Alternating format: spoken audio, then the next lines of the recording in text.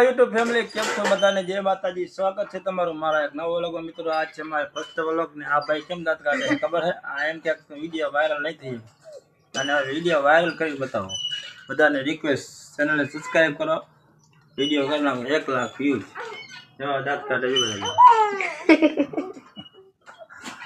મિત્રો મારું નામ છે રાજેશ ને અમે બે વિડીયો બને આ વિડીયો બને આ વિડીયો પણ હજી લગી વાયરલ નથી થયા તો પ્લીઝ સપોર્ટ કરો મારા ચેનલને સબસ્ક્રાઇબ કરો